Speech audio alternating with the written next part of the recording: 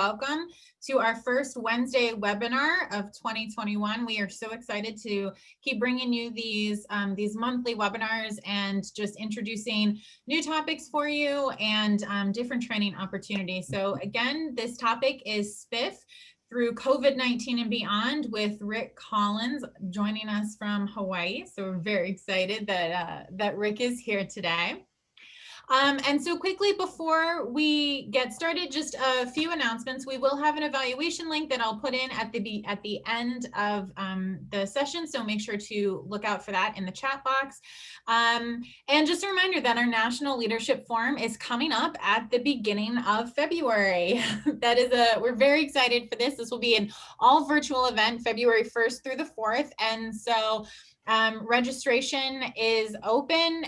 The web link is there at the bottom, and I'll make sure to put that in the chat box at some point today, but it's cadca.org/forum 2021. We've got a great lineup of sessions, working very hard to get those all together for you and to get you great content that you'll be able to interact with and to learn from. The other thing that we want to remind you of is that directly following this webinar, Rick will be joining us on our CADCA community and doing a question and answer session to really dig into some of the other questions that maybe you have. So our CADCA community is a members only site. So if you are not currently a member, Rick, if you want to go to the next slide that talks about the membership. So if you are not currently a CADCA member, so Rick will be in there for about an hour and members can ask questions, interact. The community is a great resource for coalitions to go in, ask questions of each other, really crowdsource some different information. And so if you have any questions, if you're not currently a member and are interested in doing so before the community Q&A session, feel free to email Lauren. Her information is down there at the bottom. It's lblackwell@cadca.org. Now we are ready and raring to go. And so I will hand it off to Rick to get us started. Great, thanks. Thanks so much, Brittany, and good morning, good afternoon to everyone. And really excited to be here. Just a little bit about me. My name again is Rick Collins. I'm originally a Cincinnati native, so I see some Ohio folks in the house, so shout out to Ohio. And I've been living in Hawaii for about the last 17 or 18 years now. And doing community coalition work out here locally. And so I am a director of 3 coalitions out here in Hawaii. And then I do consulting work with CADCA and other coalitions here in the state and around the country. So really excited. Thanks to CADCA for putting this on again and continuing these webinar Wednesdays. I think it's a wonderful way to provide training and technical assistance types of opportunities to coalitions across the country. And they're free. So it's just such a great tool for us. A bit about today's sessions. You've probably been in, many of you have probably been to these, but if you haven't, just a couple logistical pieces. This webinar recording will be posted in about 24 hours or so to CADCA's site. So if you just search for Webinar Wednesday, CADCA Webinar Wednesday, it'll come up. You can find that site, that web page really easily. There will also be a PDF of the slide deck as well, along with this live recording. The other thing is you will receive an email in your inbox in about 24 hours asking you to evaluate the session. If you would please fill that out, as Brittany said. When you fill that out, we do take your feedback into consideration to improve our content and the types of content that we're providing on these webinars. The other thing is CADCA will provide you with a participation letter once you fill out that evaluation form. So you can use that potentially towards CPS hours, Certified Prevention Specialist hours. Sorry, I'm not supposed to use acronyms, or whatever else that you might want those for. All right, so let's take it away and let's get into it. So here are some of today's learning objectives for today. We got a big topic to cover. I was a little overwhelmed when I started working on this because we could probably spend 3, 4, 5 days just talking about the strategic prevention framework. And so how was I going to do this in an hour and a half? I'm going to do my best. And I hope it's meaningful and useful. So one of the outcomes that we're going to do is just talk about what that strategic prevention framework is and how it relates to coalition work. If there's new folks on here, hopefully you'll learn some new things about the SPF process as well. We'll talk about identifying ways to adapt some of the SPF processes to the current pandemic and the current situation we're in our virtual environment. And I'll share some creative ways that I've heard of coalitions around the country implementing SPF steps in this virtual environment. And I'll also ask you to share what you've been hearing in the chat box and things as we go along. So please feel free to use the chat box as we go along to also share with one another and talk about what you're hearing out there in the field. And last, we'll talk about, and we'll probably talk throughout it, but I have just one slide as kind of a summary at the end, but we'll talk about ways in which you can engage your coalition in these processes in this virtual environment as well. Just actually just a quick thing before I move on to this next slide. I wanted to say, if you've got questions, if you could use the Q&A box. It's a little bit hard to follow them in the chat box. So you should have on your toolbar, there should be right in the middle, there's a box that says Q&A. If you've got questions as I'm going along, please feel free to use that Q&A box to put questions in there. On the chat box, if you go to the More button on the toolbox, you'll see a chat box tag come up. You could just click on that and you could be, and I know a lot of you are using it, but for those that may be unfamiliar with it, please use it to have conversations with one another during the presentation and to add your own comments and ideas about what you're seeing in the field as we're talking about these different topics. All right, so just to get a sense of who's in the room, I just want to take a moment to ask the question, kind of what's your knowledge of the SPF? So really quickly in the chat box, if you can, I have a lot of knowledge of the SPF. I don't know what it means. Is it sunscreen? What is SPF? Just take a moment, write in the chat box, kind of what is your knowledge of the SPF? In just a couple of words. Just want to get a sense of the room.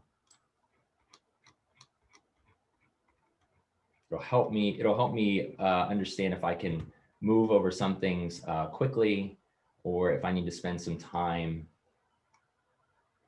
talking about some of the steps. So Angela DeRay has a lot of knowledge, but finds new things all the time. Thanks, Angela. None familiar. So it looks like most of you are fairly familiar. We got a few not familiars at all. Okay. All right, so we have a mix. All right, thanks everyone. Okay, so what I'm gonna do is I'm gonna spend some time going over some of the kind of steps within the steps. So for those of you who don't know much about the strategic prevention framework, I'll spend some time talking about that. And then I'll move on to some of the activities that folks are doing or can do during COVID, kind of what some of those creative ways in which we can do some of these steps in the virtual environment. I'll ask you to share your own experiences at that time. And then we'll talk about just kind of how can we engage our members in our community in this. So a little bit about the strategic prevention framework and just a brief overview for those of you that have no knowledge of this. You probably have heard this acronym if you've been in the field for longer than a month. People throw SPF around, or SPF. It's an acronym for the strategic prevention framework. The strategic prevention framework was developed by SAMHSA, another acronym for you, a number of years ago. And really the purpose of the strategic prevention framework was to give our field a credible process that has evidence behind it as an effective way to respond to our community's needs around substance use issues. And so, you know, these things in our community, substance use issues, usually come up quickly. They're usually urgent. And so we had to find as a field a way in which we could develop a process that ensured that what we were going to be doing and implementing and how we were going to be addressing the issue would have effectiveness and that we would get the outcomes that we would want. And so early in the field, you can think about some of the kind of the implementation, I don't know what you want to say. I don't want to say failures, but some of the ways in which we did it where we didn't use the SPF. And so I think of when I was young, the cracked egg in the skillet, you know, this is your brain and this is your brain on drugs, you know, any questions, or the just say no campaign, right? And so what we know is that, no pun intended, what we know about those kind of campaigns is that they really didn't follow much of a process, and they didn't assess the environment. They didn't look at how do we raise community awareness, how do we engage other community members in this issue, what kind of strategy should we be implementing. They didn't do any of that. And so part of this is really to give us a tool and a framework in which we do our work so that we get the outcomes that we want to see, and that the strategies that we're going to be implementing have at least some evidence of effectiveness.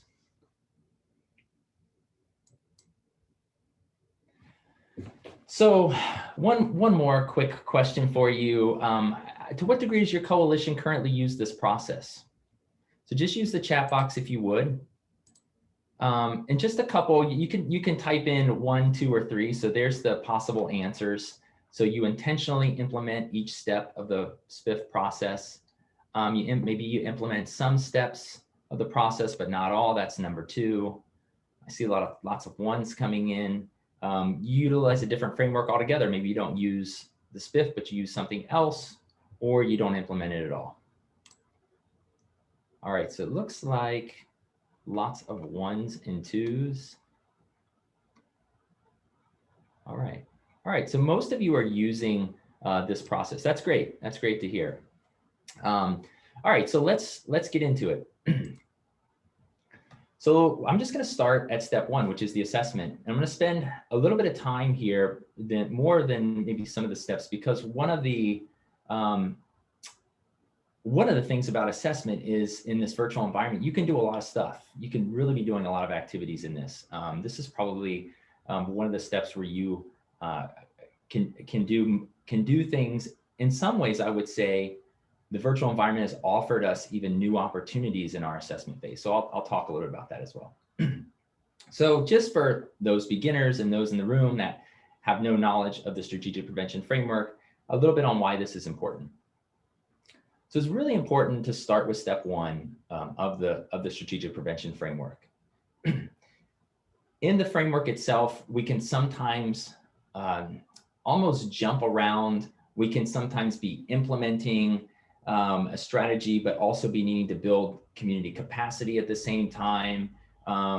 There are times in the steps when we're going to be doing evaluation, not necessarily at the 5th step, but maybe we're doing evaluation somewhere else because we're doing 6-month evaluation processes, right? And so 6 months have come up and now we're evaluating. But the one thing I want to say is that while we sometimes can move around in our steps or steps can overlap, we really need to start at step 1 of assessment. This is really kind of key and critical, because if we don't know what's going on in our community, if we don't have a sense of the substance use issues, if we are not clear about what we're going to be doing, what resources we have, what are our coalition, our community's gaps, what we will implement, the strategies we will implement, the way we build capacity, our evaluation will be skewed. And so this is critically important that we start at assessment.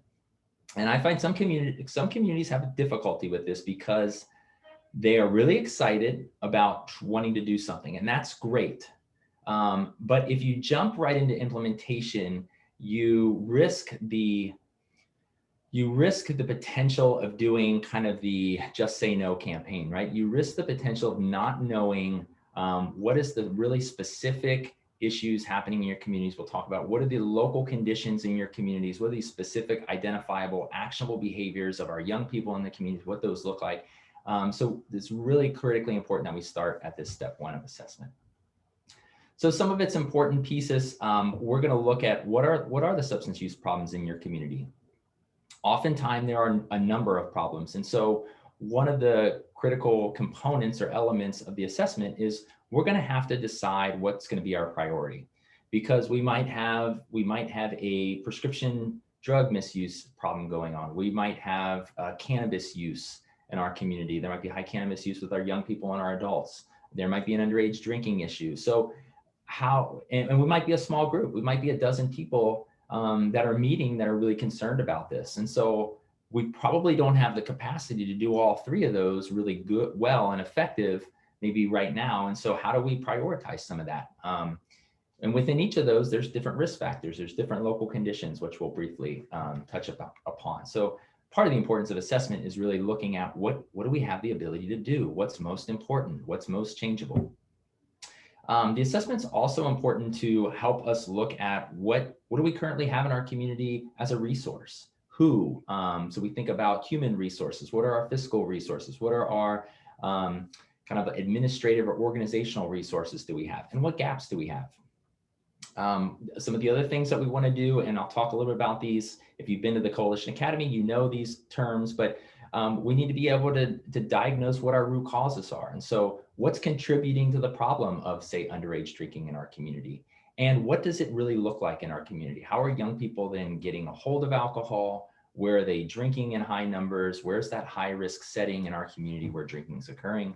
And how are we going to educate the community on this?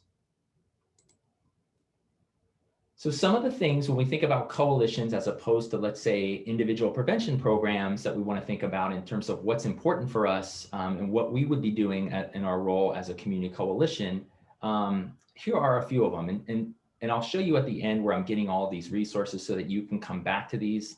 A lot of these resources are in the CADCA primers and things like that. So I'll share those resources at the end. So just 5 kind of overarching elements that we want to consider as a coalition when we're doing assessment work. We want to be able to define and describe our community. What's the geographic area of our community? What are we going to be addressing here in terms of what towns are included? Is it zip code? Is it school districts? How are we defining our community? We'll want to collect data, collect lots of data. I used to be very adverse to data. I love data now because data is critical and key to making sure that we get the outcomes we want. It's also critical and key to make sure that we align our strategies to what the data is suggesting. When I started this work a while back, we thought we had a problem at the beaches and kids drinking at the beaches. When we collected enough data, that was kind of the anecdotal stories that were coming from some people. But when we collected data, we realized it wasn't at the beaches, it was in the houses. Thank goodness we took a lot of time to do that because we could have spent a lot of time working on an alcohol-free beach ordinance or something of that nature when we still would have been having young people drinking in homes, being harmed by the effects of binge drinking at house parties and drunk driving, leaving those scenes and things like that. So really critically important we do that. We want to conduct what's called a problem analysis for each substance. I'll talk a little bit about that. This is where we create our logic model. If you twinge when you hear the word logic model, try not to. It's not a bad word. It's really important because it informs basically what are those specific root causes that are contributing to the problem, and what are those specific identifiable actionable local conditions in our community, and what data do we have that's supporting that these behaviors are happening in our community. And then the other element is making sure that we update our assessment as needed. So Rick, yep. There was a great question for number 5 in the Q&A box about how often should you review and revise the assessment? Nevada recently legalized marijuana, and we are seeing a lot of poly drug use and impaired driving. Thanks, Pam, for your question.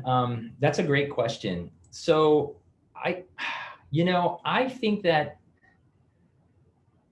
assessment actually should be ongoing. And so one of the things that Pam brings up that's really important is how do we as a community coalition stay kind of on the cutting edge of ensuring that we're meeting the trending substance use needs of our community, right? So if we've got, for example, Pam's situation, Nevada's legalizing marijuana and there's poly drug use, impaired driving.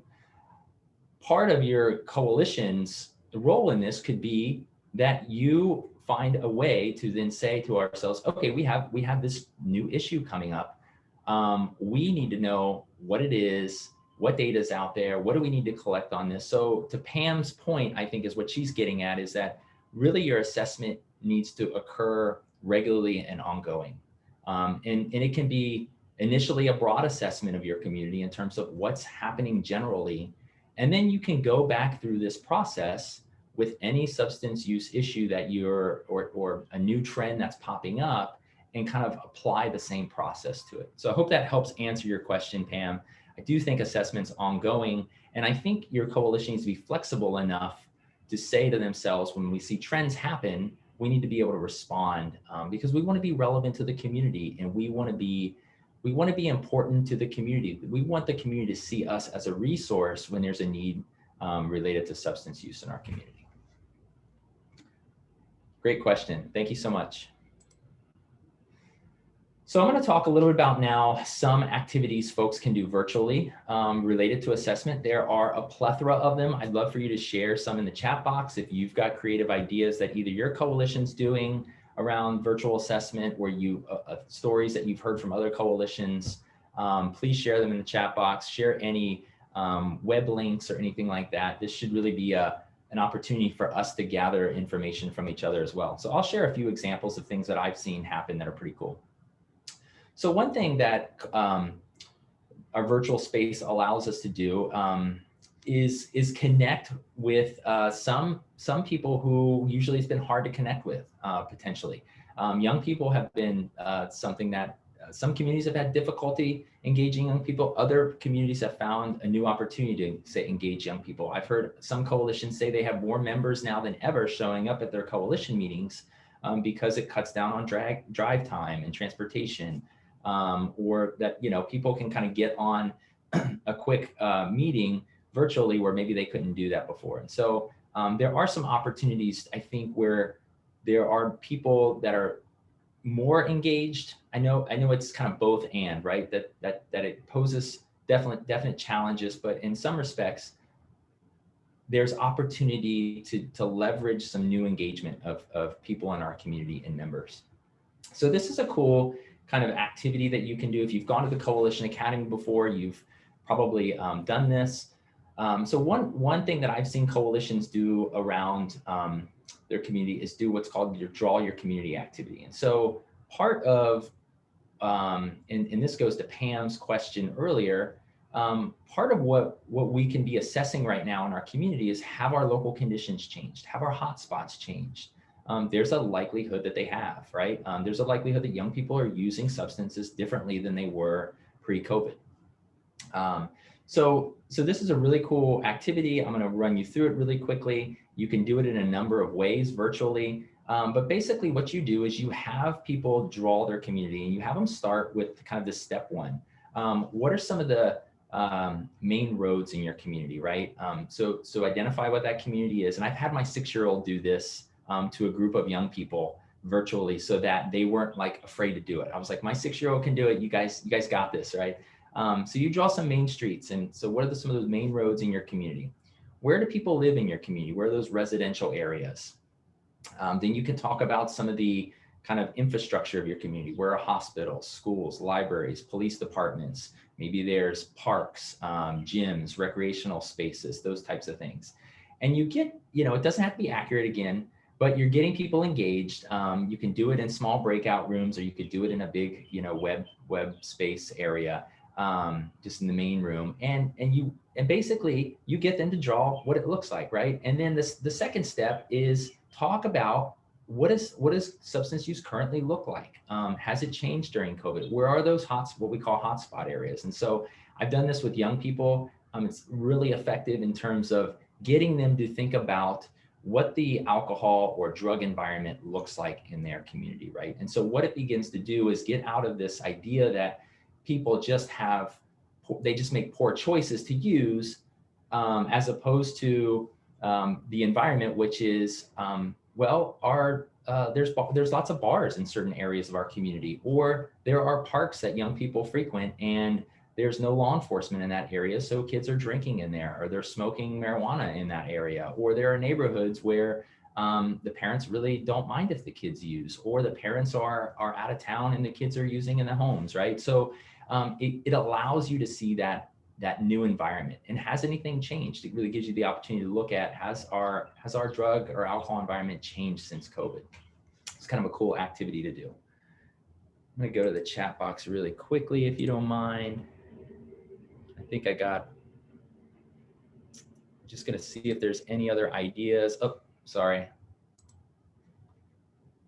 Denna says we had success in sending home a survey monkey linked to parents and students. Many people were able to respond online. That's a great idea. Key informant interviews. That's great, thank you. All right, cool. And then I got one more question here from Celia. Celia, my colleague out in Hawaii. Hi, Celia. Are SPF sessions being offered during the National Leadership Forum? Oh, all right. Somebody from CADCA already answered that. Okay, those are answered. Let me see if there's an open one. Sorry about that, folks. Clyde, we provide craft materials to our youth to build and draw their map. Oh, great. That's awesome. Yeah, so you could do this with a marker. You could do this with craft materials. You could also have people go, I've seen this as well, which is kind of fun. You do a little bit of a scavenger hunt. So you have people go around their house and collect those craft materials. So everybody's kind of racing around to grab glue and paper and string and markers and pencils and pens and scissors. And then you can actually have them create and draw their community with those materials that they then bring from the scavenger hunt. All right, I could spend a lot of time talking about more of this, but we gotta move on. So assessment during COVID, a couple more things about data collection. I now love data. I hope you do too. It's really, really important that we collect good data and quality data about the problem. If we miss the target and we have a strategy that is not going to address what's really happening in our community, we're not going to have the outcomes we want to see. So this is really important. Just kind of a little bit on, most of you probably know quantitative and qualitative data. I kind of have some of the examples of those different types. But here in this caption of this picture here on the right, I just wanted to point out that what we want to do and what we can take time to do during COVID is to corroborate data and triangulate our data. And so what we really want to do is we want to have multiple sources of data pointing us in a direction, right? And so what we don't want to necessarily do, for example, is talk to a group of 6 or 7 kids. I had this happen to me. They all are convinced it's happening somewhere. That's a great lead. But then I need to go and talk to community members. I need to talk to key informants. I need to talk to the law enforcement in the area. I might need to talk to first responders. I might need to talk to hospitals. I might need to talk to schools, right? I probably need to talk to a lot of these people to find out what data is starting to corroborate with other data. If I just went off of, for example, I had 6 or 7 kids tell me that there was this one area that young people were using. I'm not saying they weren't, but what was happening is when we did window scans, we didn't see it.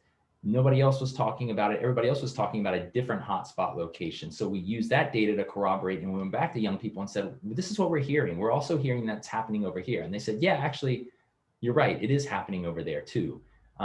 So you just want to make sure that you collect multiple sources of data to make your case. So some more just little tricks, tips about how to collect data during COVID. You know, people already talked about this in the chat box. Virtual key informant interviews. You know, this is a great time to access some of our key stakeholders, leaders in our community where maybe we couldn't before as easily. I have access now to our legislators who are on Oahu via this virtual platform in ways that I just didn't have because I'd have to fly there if I was going to meet with them, where now I can get on a 15 or 20-minute virtual session with them. And so it's really helped in that way. So think about who are people maybe in your community who have been either difficult to access or that you've wanted to access for a long time, but you've never put time into it. Spend time building a list, an outreach list of people that you want to talk to about the problem, right? You can do virtual listening sessions. You can do virtual town hall meetings. Someone said surveys is a great way to do it. That's great. Window scans. This is a great opportunity to drive around the community and see what's going on. So window scans means basically where you're in your car, checking out the scene or the environment or the place where you want to go. It could be parks, it could be retail establishments, any places in your community that might be hotspot areas, and just reevaluating and assessing what's going on in that environment. I've heard of a lot of communities doing this. And then spend some time this is a great time to do some data digging. Is there some archival data that you've wanted to grab for a while, but you just haven't spent the time doing it? Talk to law enforcement. What are they seeing now in this environment? How have things changed from pre-COVID to COVID? And are there things that maybe you're missing now that you could be beginning to address that law enforcement sees when they're out on beat that maybe none of us are knowing about? So just taking time to now collect data, recollect data in ways that maybe we missed or we had a hard time accessing people. A few data tips to kind of remember when we're collecting data. I just put these kind of 4 pieces as questions to consider when you're collecting data. Always obviously think about what they're using, what young people are using, but how are they using it, right? Or how are they accessing it, excuse me. How are they accessing the substances? So are they getting it from the retail store? Are they getting it from a friend or a family member? Are they stealing it from a store or fake IDs? So there's all kinds of different ways in which young people access, alcohol or other drugs. Finding that out is critically important. Where are they consuming? So after they access it, where are they getting it? So if I know that young people are stealing it from their parents, that's what's coming up in our data. That's good to know. Now, where are they using it? Are they staying in the home and using it in the home? Or are they using it at school? Or are they using it at the park across the street from school? Are they using it somewhere else in the community, a parking lot that no one kind of checks, right? And so I want to know kind of where substance use is happening as well. You can do that in that community mapping activity as well, in terms of where in the community young people are actually using as well. And then this is really important, and I think sometimes we skip over this as at least prevention professionals, I think. What are the consequences that are happening because of use? We have to remember that the reason we're in this field is to save the lives of our young people, to save their futures, and to prevent them from the harms of this stuff. So we need to make sure that we ask that, because we need that to tell the story of our community. If we forget to ask that, we lose the emotional connection and the value of why we do what we do. So we need to ask. We need to ask police what they're seeing. We need to ask young people about the friends that they know that have been at these hotspot areas. What's happening, right? We need to tell the story of how this is harming young people. Talked a little about this already, but things to consider when we're thinking about the impact of COVID on our local community. Have your local conditions changed? Our local conditions, I don't know if I really spent time on it. Again, it's just so hard to spend a lot of time on all of this because it's so much to unpack. But your local conditions are really those specific behaviors in the community where substance use is happening and how it's happening. And so we call that, we say that they're specific, identifiable, and actionable. So something like young people are stealing alcohol from their parents and drinking in the park across the street from school before and after school. That would be a pretty specific local condition. So have those at all changed? They probably have. What has your alcohol and drug environment looked like since COVID? A lot of us are seeing alcohol delivery right now as a huge issue in our communities. To go, here's some, to go mixed drinks that folks are now bringing into their cars and driving away with. And then the CDC has put out some new reports around overdose deaths being higher, the highest in recent history. I think it increased 20% in the last year. And so, our substance use environment is changing. What are we doing to assess that? So here's just another aspect of the assessment that we could be considering when we're looking at collecting data. So after we collect data, one of the things that we want to be able to do and what we have to do is then prioritize what we're going to address, right? We have to look at what root causes are coming to the surface and what are some of those local conditions. This is just an activity you could do, again, in a virtual space. You could use the same slide, put your substance here in the middle. So let's say we're doing alcohol and we say you could do this in a committee, a work committee, or in a general coalition meeting, we say, from the data we collected, which root causes are coming to the surface as priorities. So maybe we pick 2 or 3 of those. And what we then do is we break down in each of those root causes, and those that have been, again, to the Coalition Academy will have done this activity. But I figured it was good for those that maybe haven't or haven't seen this in a while. then we begin to say, well, what's our local condition look like? So that example that I gave earlier of young people stealing from their homes and drinking at the park across the street from school, we might put that here, right? So availability is an issue. Kids are getting it at homes. Kids are drinking in the park across the street from school, right? What data do we have to support that? And so, or what data do we need? Maybe we have one piece of data, but we need more than that because we need data to corroborate. We need data to triangulate from multiple sources, right? And then we might say, okay, we've got 3 or 4 local conditions for availability. Which one is most important and which one is most changeable? That's kind of what we want to ask. What can we kind of do at this time? We might not be able to address all 3, but which one's most important and which one is most changeable? If both, if it's what you ideally want is it's very important and very changeable. If it's not very important, none of them seem very important, or they seem somewhat important but not very changeable, what you really want to go with is the one that's most changeable. So if you've got some that seem very important, pick the one that you feel is most changeable so that you can get some traction and get some work going. Review your logic models. This wouldn't be a CADCA training if I didn't throw a logic model in there. So take time to review your logic models at this time in your assessment phase. Go back and look at them. Are your local conditions still local conditions, or have they changed as we talked about? Do we have data gaps that we want to be collecting now that we've got a little bit of time to do this, and maybe we have access to people in ways we didn't have before? All right, I'm just going to stop and check out the Q&A box here really quickly. So I have a couple questions. How do you see coalitions integrating ACEs into public health prevention? Yeah, I mean, I think this can be a part, and to Kimberly, this is Kimberly's question. Kimberly, I think this can be a part of your assessment, is to see, and I've seen coalitions doing this, looking at what are the impacts of ACEs and mental health during COVID. And so taking time to do that, yes, I mean, I think there are some forum, I know, breakouts on ACEs as well coming up at forum. But I would say that you can integrate ACEs into public health by looking at things like organizational policies. Do people have access to mental health services in their schools, in their workplaces? Those are just some things that come to mind when we think of ACEs in terms of kind of public health approaches to ACEs and dealing with those. Is our organization trauma informed?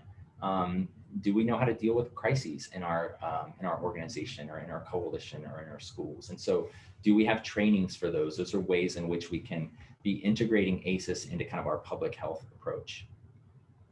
Do you have permission forms or something like that before those young people participate in focus groups? Dana, I would point you to the CADCA community. Yes, we do get permission forms from parents to do listening sessions.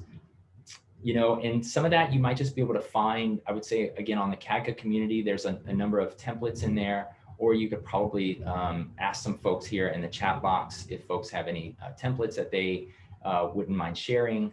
The other thing that you could do is just do a search for like a generic template for something like this and make it your own. Good questions. Okay, step 2, capacity. All right, so why is this important, and what are kind of some of the critical steps in capacity building? So it's important because this is really where we build coalition membership. We build our coalition structure internally. How are we going to do the work that we're going to do? We look at things like, how do we create leaders within our members so that it's not just staff driven, that it's not just me as the paid staff that's going to be doing all the work, but how am I creating leadership within my membership so that they're building it, because what members build, they own, right? And then the fourth thing we want to do in this step is begin to identify training opportunities for our members and our community, so that similar to what Webinar Wednesdays are, we're building this locally in our community so that people are gaining the skills to begin addressing the substance use issues. So here's on this slide, I threw a bunch of stuff up here of things we could be doing during COVID that I've been hearing around the block. So the first one, which is probably my favorite, is the 100 cups of coffee activity that we can do. And that's basically one-on-ones with folks. Of course, they have to be virtual probably, but virtual one-on-one meetings. As a coalition, you could set up an outreach plan or a committee that then creates an outreach plan that looks at who are some people in the community that maybe we haven't touched or met, or that we've been wanting to engage for a long time that we haven't, and we just want to get to know them. One-on-ones, as opposed to key informant interviews, tend to be relationship building. And so we want to look at those two things differently. When I'm doing a key informant interview, what I'm probably doing is collecting data or something like that. We want to do that, but I think sometimes one-on-ones are undervalued, and one-on-ones can just be a conversation to get to know people, because as you all know, the backbone of this work is relationship. Without relationship, nothing in our community really gets done well. And so this is really about how can I take the time, how can our coalition take time, and it doesn't need to be the staff that does all the one-on-ones. It should be our coalition members as well that are doing one-on-ones to again, build their engagement and their leadership and their skills to do capacity building in our community. But something really easy to do and really fun to do to get to know people in your community and build those connections. Host a weekly break or energizer. I've seen coalitions doing this. They'll host a coffee break at 10:30 in the morning on Mondays or a couple times a week, and people come and go in that coffee hour. It's just a easy time for folks to kind of catch up, chat. Maybe I've seen people do stretch breaks as well. We had a couple folks in our last year's Coalition Academy who did some excellent jobs at those stretch breaks. They were really good to do, or they just brought us through 5 minutes of stretching. Virtual strategic planning. This is a great time to look at your own organizational structure. So take time to look at your bylaws. Take time to look at your mission and vision, which we also do in the planning step. But where are you going, right? Do we have job descriptions for maybe our leadership that we want to develop? So take time to maybe do some virtual strategic planning. Whole coalition office hours. This is kind of a cool one that I've seen where coalitions have basically set a Zoom room up, and they've set aside 2 or 3 hours where they're in the room and people can just pop in and out of that. Again, I talked about bylaws, org charts. You can create or revise what you have. Creating membership packets. This is a great time to create a membership outreach plan, begin engaging in one-on-ones. Maybe you want to create a membership committee to help you do that that might help engage some of your coalition members. You can host virtual town hall meetings where you're getting out information on the issue.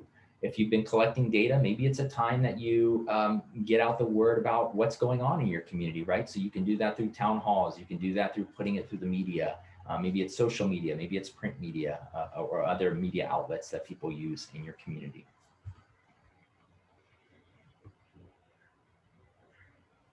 Just checking the Q&A really quickly. All right.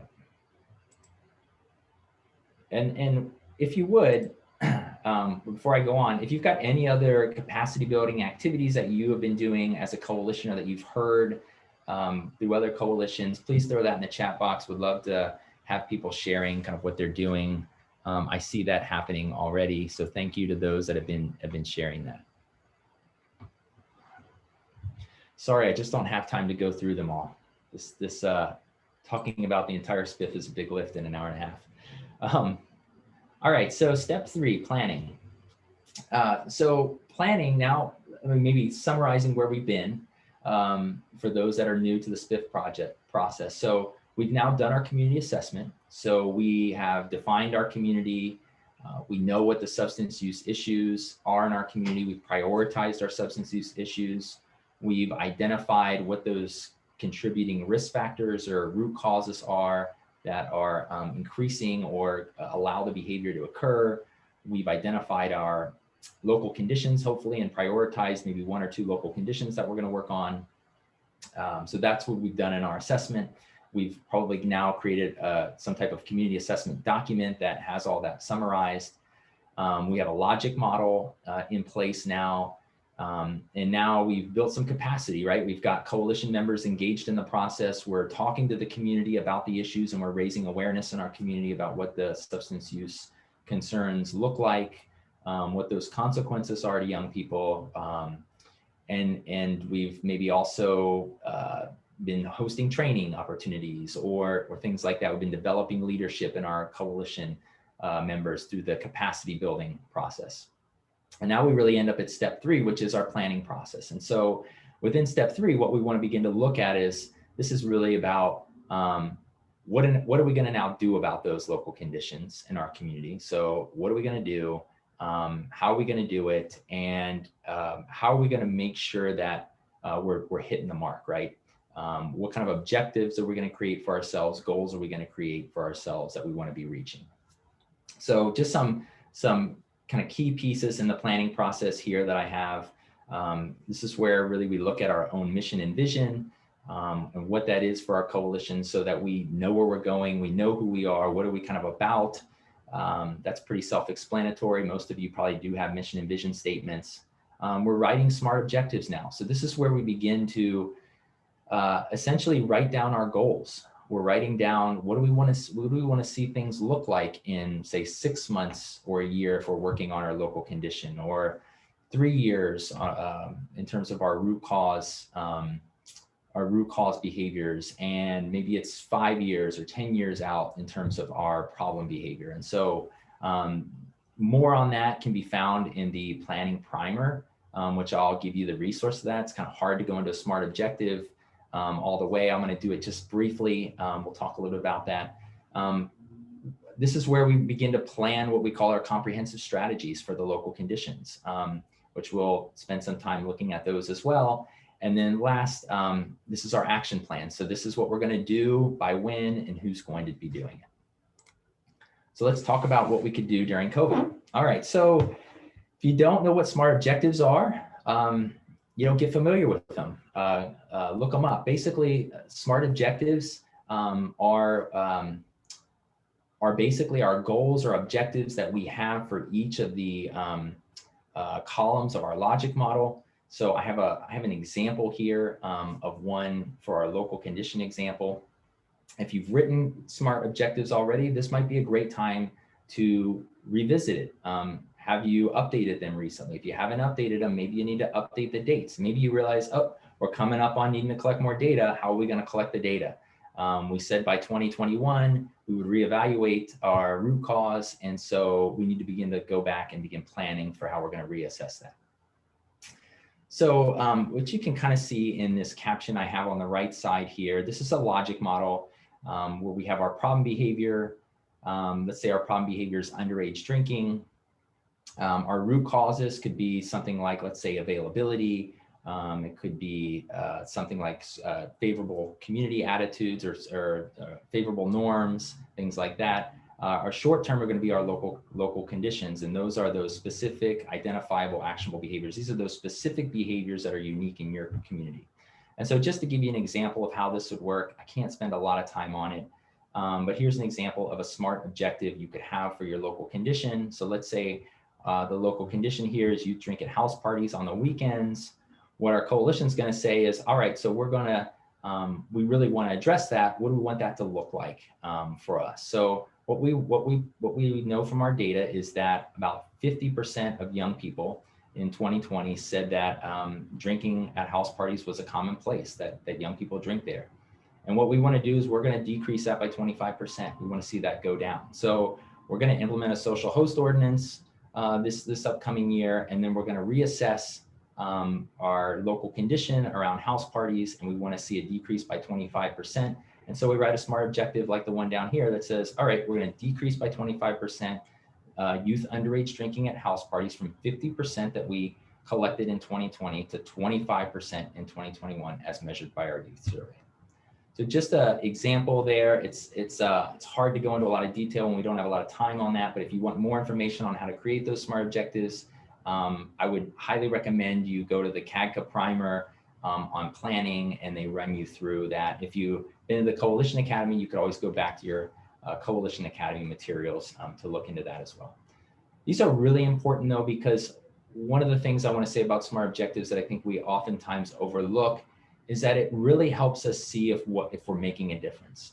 Are the strategies that we've identified working, and our local conditions and root causes, are we seeing those decrease over time? Are we seeing underage drinking, for example, a decrease over time, right? We want to know that. The only way we can really know that is if we set up these SMART objectives to track that. Okay, so another thing you can do is look at your comprehensive strategies. So just go with this one here in the example. Let's say that on our logic model, we know that parents host graduation parties with alcohol.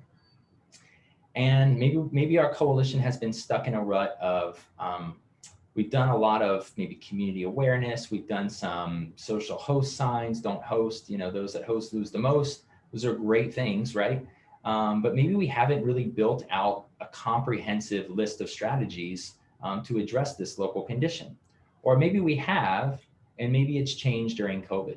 So this is a great time to go back and look at those. And so the comprehensive strategies are, CADCA has 6 of them, providing information, building skills, providing support, changing access and barriers, changing consequences, changing physical design, and changing policies. And so each of those, I don't have a lot of time again to go into those. If you've been to the Coalition Academy, I'm sure that you know about this, but just kind of briefly, when we look at things like awareness, bringing awareness to our community, providing a community with the issue, we're really talking about things like providing information to our community. Building skills really goes into how are we going to build skills within our community, it could be stakeholders that are working on the issues. So maybe for the example of graduation parties, we're working with law enforcement to build law enforcement skills on how they're going to show up at parties, deter parties, how are they going to ticket people, what are they going to do when they show up and young people are intoxicated, how they deal with that, those types of things. Providing support. We might be providing support to, again, to law enforcement. We might be providing support to parents about how to talk to your young people about the fact that, if you're at a graduation party and there's alcohol being served, what do you do? Changing access or barriers. So an example of this is when we're looking at, maybe we want to, try to think of a change access and barriers with the social host. Could be something like, maybe you want to do, maybe you've got a community where it's a Spanish-speaking community or something like that. You want to host an informational meeting, but maybe you don't have pamphlets or a training that's in their language. So maybe you want to be translating that so that it's increasing their ability to have access to some of these strategies that you're going to be implementing. Changing consequences. Maybe we're going to be fining parents now $200 if they host a party. Changing physical design. One of the things that we've done over here is we now have, we're working on a social host campaign right now, and we've got signs, yard signs that people have in their yards that talk about not hosting graduation parties and not hosting alcohol parties really at all. So that's a bit of a physical design change we could be doing. And then changing policies is maybe we're going to be implementing a social host ordinance, which is what our coalition is currently doing. So take time in your community to look at these, look at what those local conditions are, and have they changed? Do you need to update your comprehensive strategies? One of the kind of virtual ways you can do this is create a little, this is just a little graphic of each of the comprehensive strategies. You can take time either in a subcommittee meeting or at a general coalition meeting and brainstorm activities that you could be doing for each of these. So maybe if you're, I'll go back to the social host example. If young people are drinking in homes right now, maybe what we can do is go through this activity and brainstorm what are ways in which maybe we don't just get out information on social media, but how can we be doing some of these other comprehensive strategies that maybe we were lacking, or maybe they've changed now. What we ultimately want to do, and the goal here is to do as many as we possibly can in each of these buckets, because the more comprehensive it is, the more effect it's going to have in our community. Just another thing to talk about really quickly, looking at your action plan. This is really in our planning stage where we want to develop our action plans. Revisit your action plan. Are there things that are on there that you can no longer do in COVID, but you have new opportunities in COVID? Go back and look at how you might adapt your action plan accordingly. Again, you could do these virtually. I've seen coalitions set up an action plan committee. The action plan committee then works on it, and then that committee presents it at the next coalition meeting. So think maybe about creative ways in which you can not just have the staff kind of redo it, but maybe the committee of volunteers could help put that together, and then the volunteers would maybe then present that at your coalition meeting. Just a quick thing on evidence-based strategies. People who are new may not have some resources to these, but in your planning phase, this is where you're going to identify which strategies you're going to be implementing. I talked about the social host ordinance. So in order to find information about that, here's some resources that are available. I highly recommend CADCA's Environmental Strategies Guide, which is the one here. Any of these resources are things that you can just search on the web and find, so I didn't put the actual links in. CDC Community Guide is a really good one as well. It has a lot of research behind it. Alcohol in the Ordinary Commodity is an actual book, but it's really good around alcohol policy if you're interested in that. And the World Health Organization has a number of resources around substance use as well. So I think the key here is to make sure, and if you're new, to make sure that the strategies that we're picking have some evidence behind them, and that we're just not kind of picking things that we think might work, but we're choosing strategies that are proven to have effectiveness.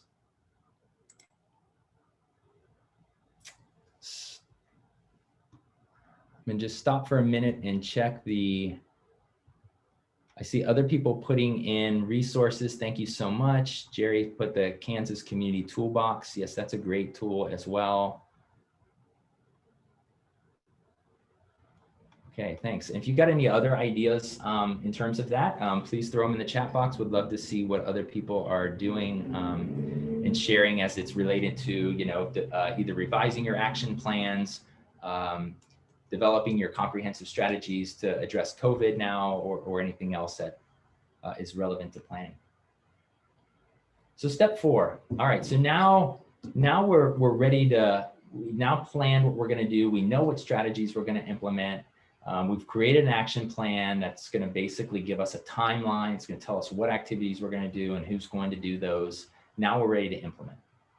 Some of the key elements for coalitions in this, if you're new to the SPF process, this is where we really look at implementing these strategies. We look at what resources do we need to acquire to implement these strategies. We implement our action plans, and then what we want to do is ensure fidelity to them, right? So we want to be using our action plan as a working document, and we want to make sure that there's a process in which we're kind of internally evaluating ourselves to make sure that we're implementing it with fidelity.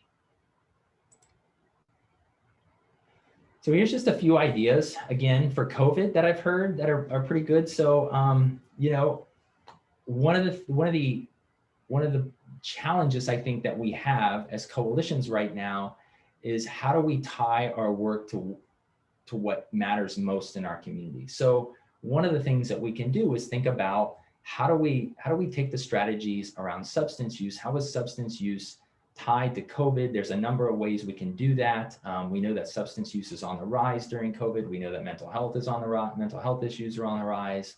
How can we more and better articulate that to our community to make sure that they see this as a public health issue like we see it as a coalition, right? How can we tie it to what they care about now, right?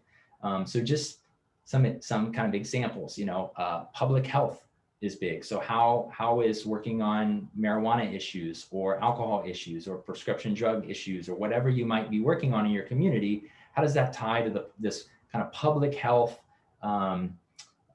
concern that everyone has right now? So how can we tie that to public health? Mental health, how can we tie some of this to mental health? Resilience, there's a great webinar that Angela, who I think is on here, and Dave Chevelle did on resilience and protective factors during COVID. So you can go back and look at that webinar Wednesday. Connectedness. People are really looking for connectedness right now. How can we tie some of our strategies and our issue to like what people care about? How do we connect with people? How is this valuable to people right now? How is this about helping people in our community? One thing I recommend here, less meeting and more action. What I mean by this is people have, even though we're working in our homes, for some reason we have the least amount of time that we've ever had. And that's just because we have so many other things pulling at us at the same time. I had to go to my work office this morning because my kids were going to be home. And I knew that that was going to be a problem. So we just have a lot of things pulling at us at one time. And so our time is really limited. And so is our coalition members' time. So how can we be kind of adapting to that, right? And so what I mean here is maybe we can engage coalition members in ways that they're not showing up at more meetings, but maybe I'm asking a coalition member for a specific ask that has a start and an end date, that has a specific amount of time that he or she can work on, and that's relevant to them. So what I would recommend is looking at, when we're implementing these strategies, what are some ways we can make bite-size tasks for folks to kind of be able to start and finish in a relatively short amount of time that fits their schedule and that they feel like they're contributing to the coalition, to their community. Engage others with specific time-sensitive tasks, kind of what I'm talking about here. Think about, again, what do they want to do? How can you have a start and end date? How can you make it time-sensitive so it's done? It's not something that takes forever, or it doesn't really have an end date. That can sometimes be overwhelming for people to take on. Use the CADCA community. We're going to be in there here at the end of this presentation, but use the CADCA community to go in, and you can search all kinds of things, or you can post your own questions. How are people implementing compliance checks right now? I'm just making this up, right? So, and people will tell you what they're doing around compliance checks right now, or how they're interfacing with law enforcement, or how are people engaging young people during COVID when school's out. There's all kinds of resources that you can glean from there, and questions you could be asking yourself that people will then respond to. Create PSAs. This is a great time as we think about the issues to actually spend some time either creating PSAs, commercials, issue briefs that we can put in the media that are tying to the issue of COVID. So substance use is on the rise. Let's take the opportunity to create some PSAs around that. Let's see if we can get some print media in our local newspapers as a coalition to talk about the issue of how alcohol delivery, alcohol takeout now in our community is going to be risking increased youth use or youth access. I don't know if that's happening, but if you have data that supports that, let's take some time to get this issue out and tie it to what's happening during the pandemic. Any other examples that folks have, please throw them in the chat box of anything creative that folks have been doing. I almost didn't put this slide in, but I'll put it in anyways, and I'll talk about it a little bit. Get creative with your virtual space. I know many of us are tired of the virtual space and have the Zoom fatigue thing, but still it's here to stay and we got to use it. So find creative ways to use that virtual space with your coalition. One of the, this picture is actually our county council members. And so some of them would be probably shocked if they knew I was showing this to you all, but they created a rap song to engage young people around, they wanted young people to give input around what are some ways to create new businesses and budget opportunities within the county. And so they all dressed up, created a rap song for it to publicize it. It was pretty funny. But find creative ways to use this space. Try not to take each other too seriously or take yourself too seriously. We talked a little about the idea of like holding midday breaks and things. Find ways to create connective activities in your coalition. One coalition that I was working with recently, they just haven't had a lot of time to get to know each other. And so one of the things that was really valuable to them was to, at the beginning of every coalition meeting, break out into pairs. And they just introduce themselves and they talk about kind of one fun fact. What was one holiday activity that they did that they enjoyed? And they just change up the questions every coalition meeting. So it's only about 5 minutes of the coalition meeting, but they get to know each other on a little bit more intimate level. So take time to find just creative ways to do that. Drop off goodie bags for your members if you can. Some of us may not be able to do that right now. That's okay, but I've heard of this working. People, put together a goodie bag of coalition materials. Our coalition made, I don't have it nearby. We made, oh yeah, I do. We made masks. We just made coalition masks with our logo on it, right? And so, and we dropped those off to our coalition members. So just find, creative ways to do things like that that go a long way in terms of appreciation of our members. Host a network meeting. Maybe I said don't have a meeting, so maybe I'm contradicting myself here. But I found some communities just like an open network meeting where they can talk amongst each other. So it's not a coalition meeting per se where we're getting coalition work done, but we're providing a space for the community to talk. What are you doing during COVID? How are you engaging your young people? How are you adapting your programs? What can we do to partner with each other? So there might be opportunities to create that space for people and do them a service where they're beginning to kind of network with one another. So I'm just looking in the chat box here. Clara is saying we are creating virtual backgrounds to be used during Zoom meetings. So information is there while the meeting is being held. Yes, that's great. We created a PSA that was shown prior to holiday movies at a local theater. That's awesome. That's great. That's great to hear. We deliver goodies to each of the members' home. They really appreciate it. That's wonderful. Somebody shared a YouTube link. We've had success with empowerment through interactive informational activities. That's great. Awesome. Thanks. All right, let's move on. Evaluation. Is anybody like, oh, I don't want to do evaluation? It's not that scary. So evaluation, again, they're all important, right? Every step is really important. Evaluation is really important. If we don't know if our strategies are showing any improvement of our community issues, then what we're doing might be a waste of time. We need to know, right? And we need to be able to tell our coalition story. Evaluation is important. It's very important. So, we want to make sure that in evaluation, we're documenting the great work we're doing and that hopefully it's showing effectiveness, that we're improving the lives of our community members. We should be able to show that with an evaluation plan. Or we might show that we missed the mark. We did a number of strategies around graduation parties, and we see that the number of graduation parties with alcohol stayed the same. All right, so maybe we've got to look at new strategies. We didn't target the right local condition, or we had our local condition wrong, right? Evaluation can show you that too. That's okay. It's better to know than not know and keep doing what you're doing and it having no impact, right? Tell your story. This is when you get to tell the story of your coalition. We've been working on the marijuana problems in our community the past 5 years, and we have seen, this is what we've been doing, and we've seen a 20% reduction in marijuana use among our young people. That is very, very powerful, but you can't do that without having evaluation in place to be able to track that over time. So yeah, let's get into this. So evaluation during COVID. If you don't have an evaluation plan, this is a great time to develop an evaluation plan. CADCA has one a template for that in the National Coalition Academy. Again, if you go to the CADCA community, you can see that template. If you go to the CADCA primer, that's called evaluation primer.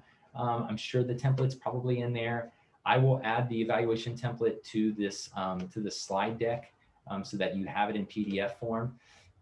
But you can also search evaluation plan, coalition evaluation plan in your Google search, and you'll probably have plenty of plans come up. They're not very difficult. They don't take a ton of time, but they're critically important to make sure that you track your outcomes over time. So take time to create that if you haven't created it. If you have created one and it's sitting on the shelf back here and it's got a lot of dust on it, maybe it's time to take that out and dust it off and see how we can re-engage our coalition in this evaluation plan. I would say with any of these steps, you could create a work committee around them. And one of the cool things you can do with a lot of these activities and these steps is they can have a start and an end date in a way. So you could say, we want to reevaluate or revisit our evaluation plan. We haven't looked at it in a couple of years. We did it for the Coalition Academy and we set it down and we never looked at it again. Okay, that's all right. If you did that, that's fine. I'm not judging you. But maybe you create a committee that takes the month and looks at it, updates it. Where are our gaps? Are we collecting data? When do we need to collect our data again? What's the baseline data say? And at the next coalition meeting, that committee is going to then present it. And maybe most of those committee members disband. You find a way to make sure that you put this in your action plan timeline, that you're recollecting the data at these points, and that committee's done. Thank you, committee members. You've now they've engaged in it. They own the evaluation plan, but maybe they're not meeting for the next 10 months talking about this. They've actually got a start and a finish, right? We've now updated it. We found a way to make sure that we're integrating it into our work, that we don't just put it back on the shelf and forget about it. And we thank you so much for your time and your expertise in this area. So find ways to do that. Find ways to share your data and your story. Again, talked about this a little bit in social media, print media.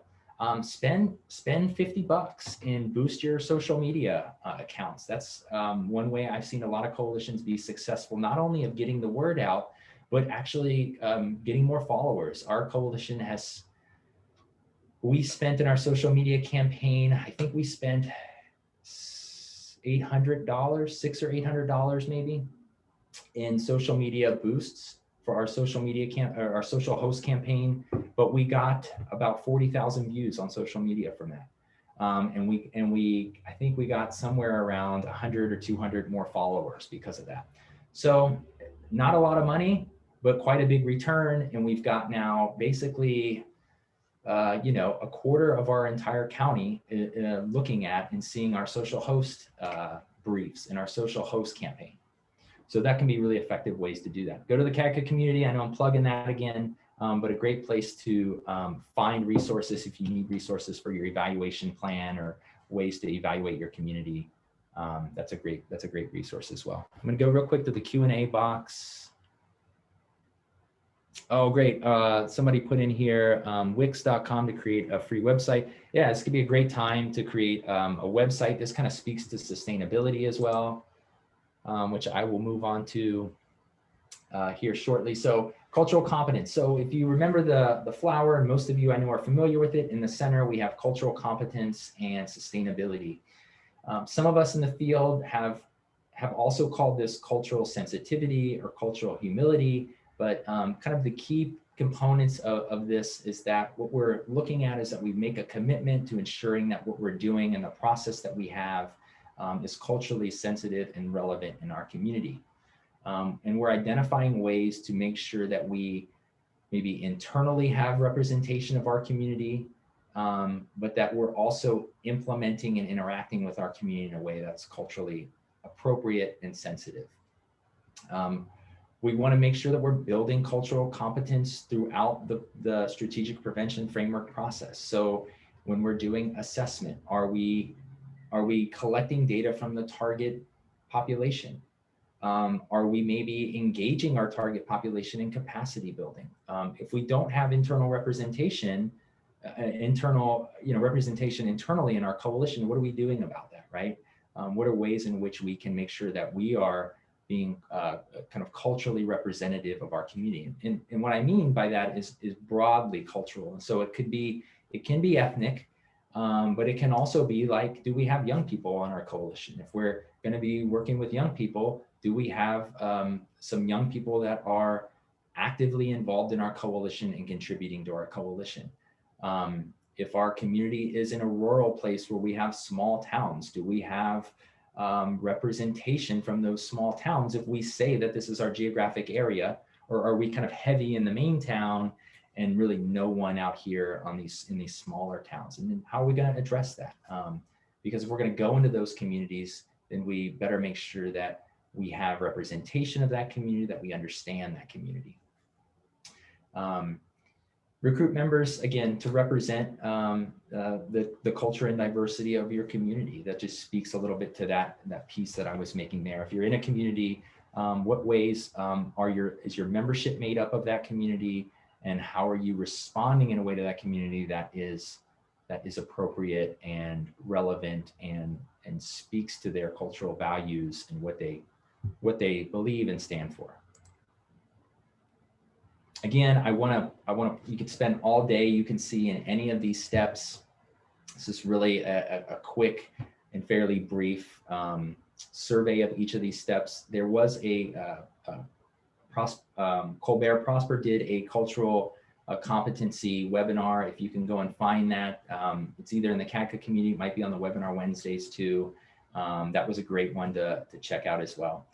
A few things you could be thinking about in terms of how do we integrate cultural competency during COVID. Again, look at your coalition makeup. I've had a number of coalitions that I've worked with who are looking at this right now. And there's almost not another greater time to be looking at this. The opportunity now with what's been happening in the media around social justice issues, this is a great time to kind of assess that in our own coalition, right? It's hot. It's what people are talking about. It's what we should be talking about. And so take the opportunity to leverage this time to really look at this. So if we say that we're in this town, that we're serving young people, do we kind of represent that? Or are we mostly prevention professionals who are working our day jobs and paid to be at the coalition meeting and don't have a lot of representation? You just be honest with yourself, try not to be judgmental of it, and then find ways that you could begin to engage other community members to make yourself more culturally representative, relevant, ethnically representative, whatever that might be for your coalition. Find opportunities to support non-traditional members. This is a great time to reach out and find ways in which your coalition might be able to contribute to other things happening in your community. So I'll give you an example from our coalition. We work our fiscal agent is a public health agency. And so as a public health partner to our Department of Health, we're able to help volunteer to give vaccinations in our local community. And so that's a great opportunity for us to partner with our local Department of Health. We're interfacing with our healthcare professionals. We're giving back in a way that is a little bit out of the norm. We're not really dealing with substance use by doing that, but we're finding opportunities and ways to be a part of the community and be responding to the current need of the community. I heard of another coalition that was setting up a community garden. There were some food access issues, and so they had a plot of land outside of their office, and they got some folks to volunteer to till up some of the soil, and they just said, we're going to plant a garden here, and people can come by and access some of the food from the garden. I've seen people do food distribution and put, their coalition labels on it, or their coalition brochures or their issue briefs, so that we're getting out the word, but we're also partnering with local agencies and local groups to respond to the current needs of our community. So those are all ways in which we can be culturally relevant and responsive within our communities. Build internal structures that help ensure that cultural competency is an ongoing and intentional component within each of your SPF steps. Examples of this can be membership. Again, I talked about it. If we don't have young people, maybe we have a requirement that we have to have a minimum representation of young people on the coalition, and that we give them meaningful roles and responsibilities when we get them here. That they're not just showing up at meetings and sitting here, but that we're going to be looking at ways in which we need to engage them. Host cultural events or holidays. So think outside of the box. What are some maybe local holidays or events that are happening in your community? How can you be honoring those or celebrating those within your coalition, or partnering with other organizations to celebrate some of those events? You can also just look at, again, how do we build cultural components into each of our steps so that we're operationalizing it and making sure that we're not glossing over it at every step. So if we're doing assessment, what are some culturally relevant components that we want to make sure that we address in our assessment? If we're in capacity building, what are some things that we need to do? Again, membership could be one of those. We want to make sure that we're intentionally engaging certain people in our community. Other examples, I'm sure there's tons of them. Love to see any examples people have. Put them in the chat box of ways in which your coalition is doing its best to ensure that it's culturally relevant, that it's integrating cultural competency in each of the steps. Sustainability. All right. Again, sustainability is another one in the circle of the SPF. We really want to think about sustainability at the onset. It's really easy. I think we get the DFC grant. We think 5 years, I got 125,000. I'm just going to kick back and not worry about it. Well, I'm here to tell you that 5 years goes really fast. And before you know it, you're going to be reapplying maybe for years 6 to 10 or wondering, well, what are we going to do? You don't want to be in that situation. So start the sustainability conversation now. Start thinking about these key pieces of sustainability that you want to integrate into your coalition.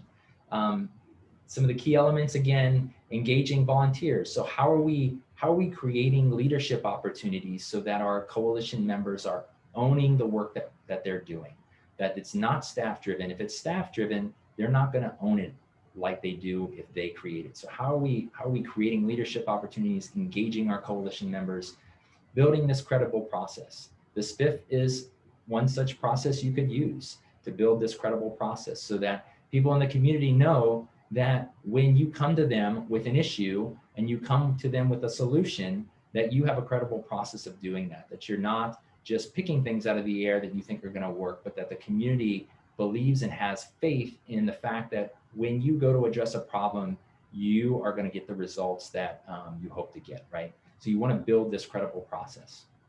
Ensure relevance. You want to make sure, again, we talked about it kind of in some of those activities you can do. How are you being relevant to the rest of your community? How's the community seeing you as a asset within the community? And creating a sustainability plan. That is a very specific and finite thing you can do. So let's start there. Creating a sustainability plan. So take the time right now to, if you haven't done one, start to create one. If you're in year 1 of your DFC, it doesn't matter. Start now. Go get that sustainability plan you made in the Coalition Academy last year and update, revise it, right? This is the sustainability plan template. I'll put this again in the package of supporting documents.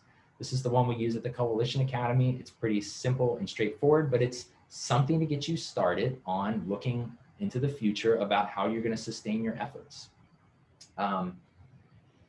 What did I put here? So just some questions that you can kind of ask yourself. These are the questions that kind of come out of the template. So, you know, why are you worth sustaining? What do you want to sustain? What resources do you have? What do you need? And when are you going to start taking action on those, right? Those are kind of the critical components of it. If you want to write it up like this, that's great. If you have a coalition member that has a sustainability plan that they use in their program or their business and they want to take it on, by all means, use it. If they build it, they'll own it. So just to the point that this is a great time to take time to do this if you haven't done it. Couple other things to consider and think about. Developing leadership is critically important. We talked about at the onset of assessment and capacity building that relationship is key.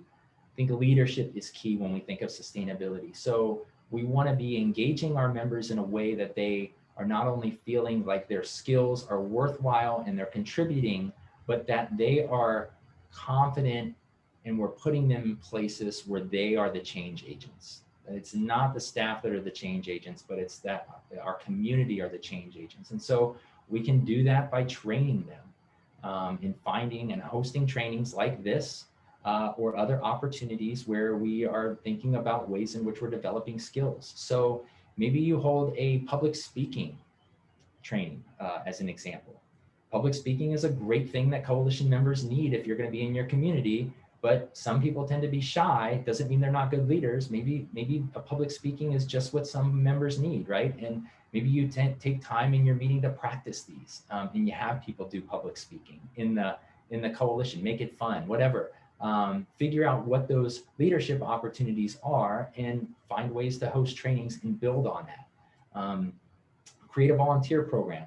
So maybe you create a work committee whose job is to think about and brainstorm who are the people in our community we need to be connecting with, and can you all reach out to one of those people, right? Or can we create a kind of a tree of volunteers, and maybe we have them where we've got them engaged, and when we have activities, we bring out volunteers for the event, and then volunteers kind of go back into this bank of a future resource, that they don't have to be people that show up at every coalition meeting. This is a sign waving event we did where we had over 100 people attend. I knew majority of those people I did not know. They were just friends of friends that got connected to this campaign that we did, who came out for an event, and most of the people I never saw again. So that's okay to have, right? So we don't need to have everybody show up at a coalition meeting to have an effective coalition. And last, but certainly not least, do one-on-ones with no asks. Again, back to this one-on-one piece, build relationships, just get to know people without asking them to do anything. Find out what they need, right? And so there are ways in which we can begin to develop those lasting relationships now, not waiting for year 9, 10, or year 4 or 5 of our DFC grant, and then kind of scrambling and thinking about what are we gonna do? So I probably talked about most of these already, but quick tips for membership engagement. Again, create specific tasks that are time sensitive. Take time to know everyone's interests. Do one-on-one with all of your coalition members. That's a great activity that I've seen a lot of coalitions do. One-on-ones with each coalition member. How you doing right now? What are you interested in? What would you like to take on or not take on? And just be really clear with each other. Recruit people to tasks, not meetings. Recognize people's work. Celebrate successes, even if they're small, and find opportunities to give back. Let others take the lead. Find opportunities for you as staff, if you're staff, to sit back and let others take the lead, even if it is a little bit slower of a process, or even if you think maybe you could have done a better job. So all of this that I talked about can be found in the CADCA primers. I will make sure that that information is there. This slide is everything that we tried to cover today, but I do recommend you to go back and look at this. The other great tool that you can use is the Milestones Primer. I'm going to add that to this slide deck as well for you as a resource. And it basically breaks down each of these steps within a step and allows your coalition to assess, some activities that you could be doing to increase your effectiveness at the SPF process. Just a little plug for my colleagues at the Coalition Development Support Team. If you have any questions about this, this presentation, you have any other needs, please reach out to the Coalition Development Support Team at training@cadca.com. They are here for you. And I just appreciate you all being on this webinar today. I'm going to go to the Q&A box. But I know it is now at 9:30. We will be moving over into the CADCA community here for the next hour. So for those of you that would like to spend more time talking, look forward to seeing you over there.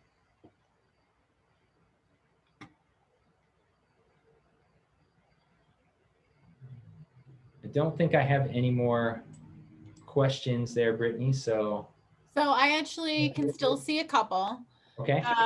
So Jerry asked, Washington State has postponed our health youth survey for this year. Any ideas of alternative collection method for overall impact and core measures? Oh, I know this is a tough one.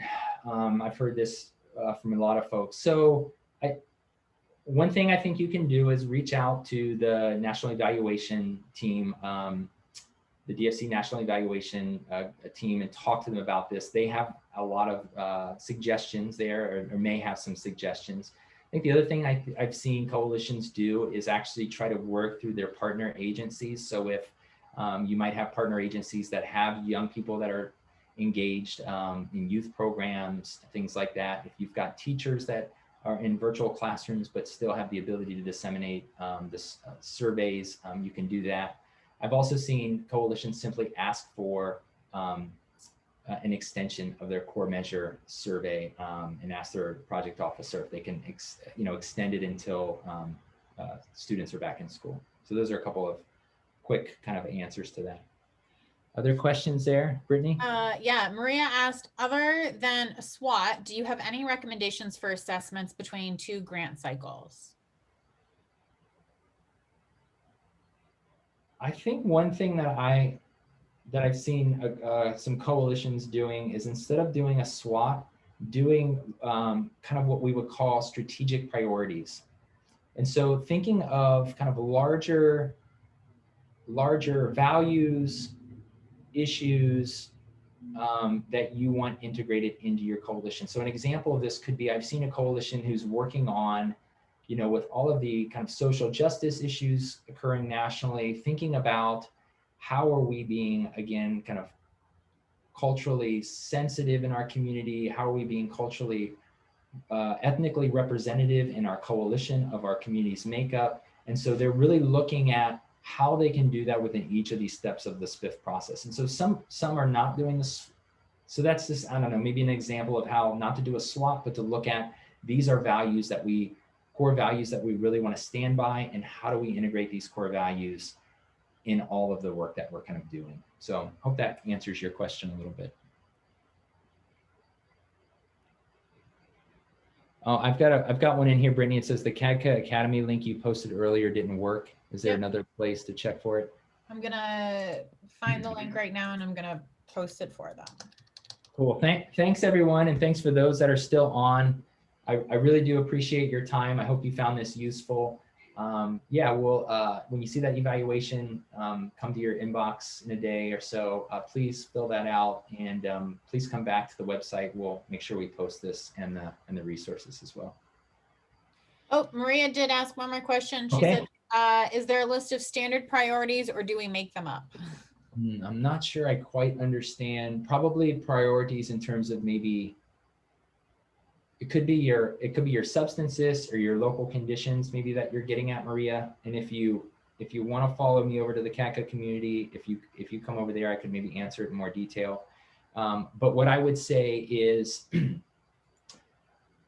you in your assessment collection, you're going to be asking people things like, what does substance use look like in the community? What are you seeing occurring? Where are young people getting alcohol or other drugs? Where are they using it? And so when you collect all that data, you're going to get a number of people saying a number of different things. What your prioritization process then becomes is, how do we pick which one we're going to start working on? I don't know if that makes any sense. So you don't make them up per se. You collect that from the community, and then your coalition then begins to go through the process where you prioritize which one seems most important, which one seems most changeable. Hope that makes some sense.